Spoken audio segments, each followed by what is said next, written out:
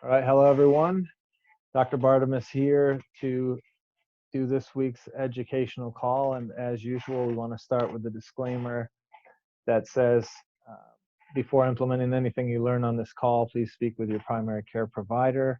Also, if you are watching the archived version of this call, data and information may have changed by the time you watch it. So I can't guarantee it's up to date if you're watching this uh, other than the live session, and we make no promises about the accuracy of this information. So confirm the information is true and up to date, and then before you take any action, speak with your primary care provider. But today, what I want to talk about is vitamin A. And why vitamin A? Because vitamin A is one of the top things in our arsenal when dealing with viruses. And in today's current environment with the coronavirus, the COVID, the SARS-CoV-2, whatever you want to call it, um, you know, as mainstream is looking for a vaccine, people don't want to wait for a vaccine or maybe don't want to take a vaccine, and they're looking for natural strategies that they can implement right now today while they're either waiting for the vaccine or so they never have to take the vaccine. Um, and so vitamin A is one of the pieces in our on our tool belt that allows us to fight viruses, and it has piles of research behind it showing that it is efficacious as an antiviral strategy. Now, if you're on Facebook or social media or consuming mainstream television, you may hear that nutrients are useless, vitamins are useless. If people are telling you to take supplements, they're snake oil salesmen.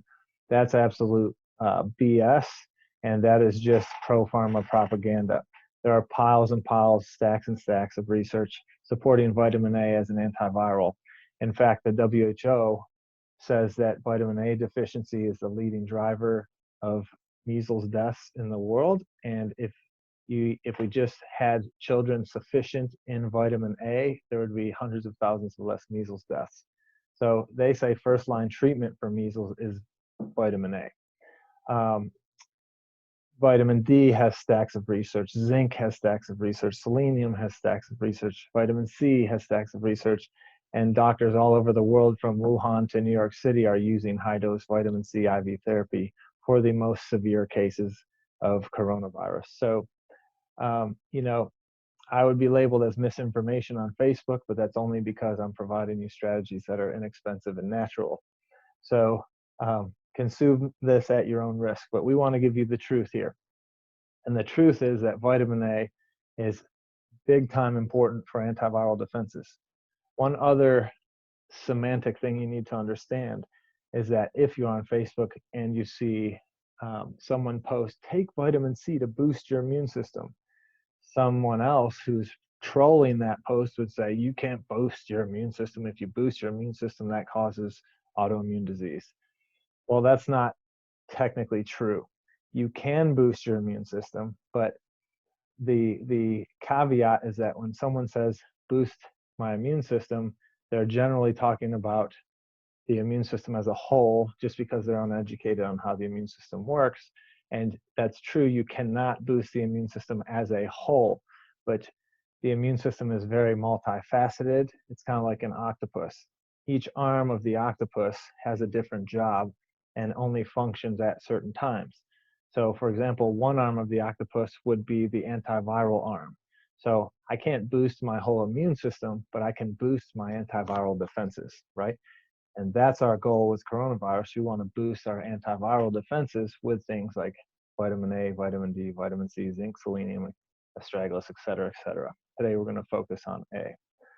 So understand that retinoic acid is another name for vitamin A. So when you see retinoic acid, or you see, get my pointer here, or you see RA in the diagrams, that's retinoic acid or vitamin A.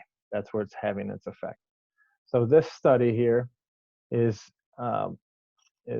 this is in, excuse me, this is in the journal Immunity by Cell Press in 2015.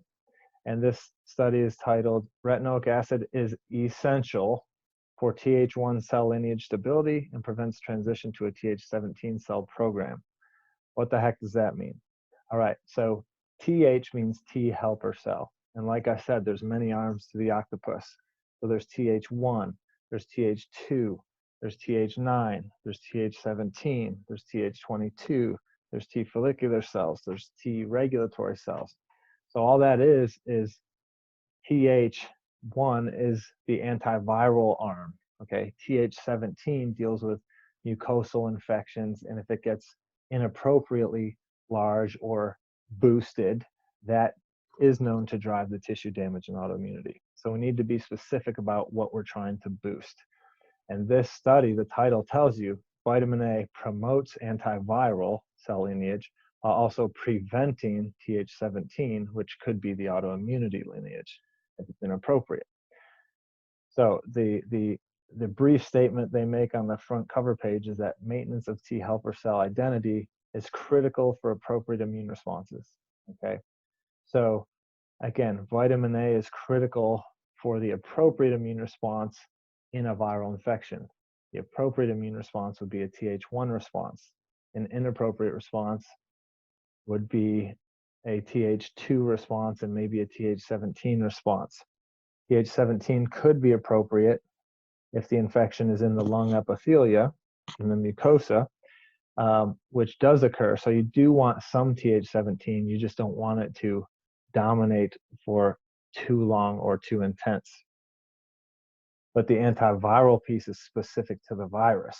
So we want to promote Th1 with vitamin A, and that's what that does. That's what the study's showing. So basically, the immune system should be at balance pre-coronavirus infection, say. It's ready to respond to anything.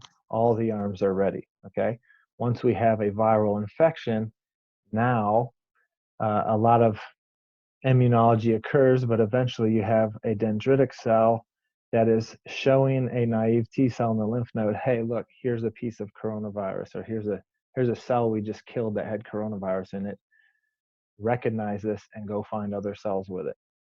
Vitamin A is important in that handoff or in that conversation between the dendritic cell and the baby or naive T cell. This is an immature T cell that needs to then differentiate into one of the Th lineages. So vitamin A helps it decide, A, hey, there's something to go get, and B, what's it going to become? So you can see here, as they become early Th1 cells, they can either become adult Th1s and kind of be committed to being an antiviral Th1 cell, or they could go become a Th17 cell. Vitamin A promotes the fork in the road. Vitamin A promotes the Th1 piece, and you can see here inhibits the Th17 piece. So that's appropriate in a viral infection.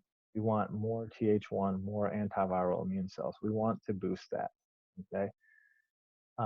That's appropriate for coronavirus. That's appropriate for measles, as the WHO says.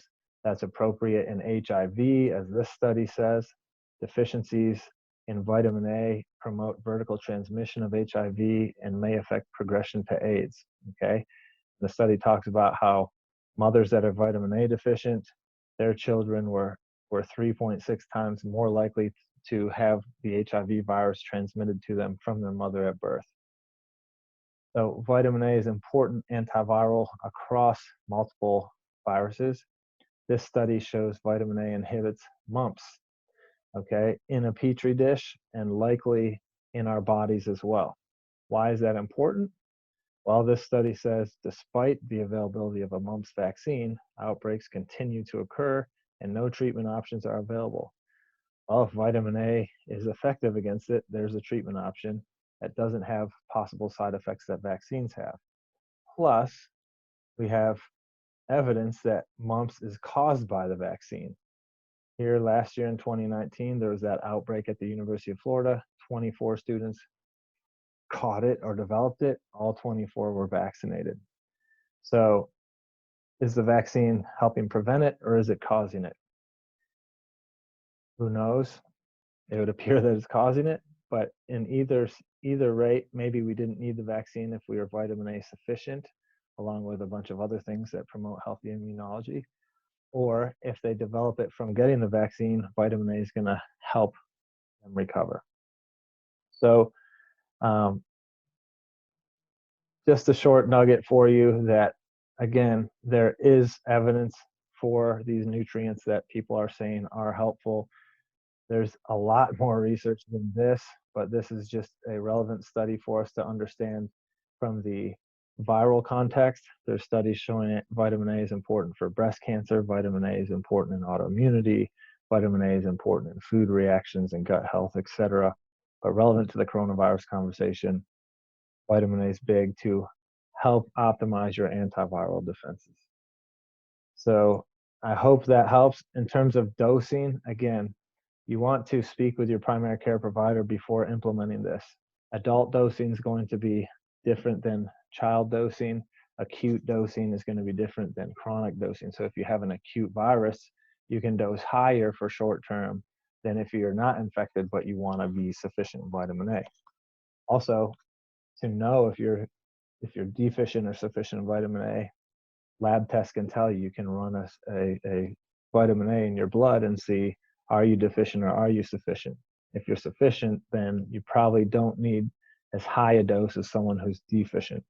So those are all factors that are unique to the individual, and I don't want to give a dosing recommendation without knowing that. So ask your doctor to run that blood test, and then you can get moving there.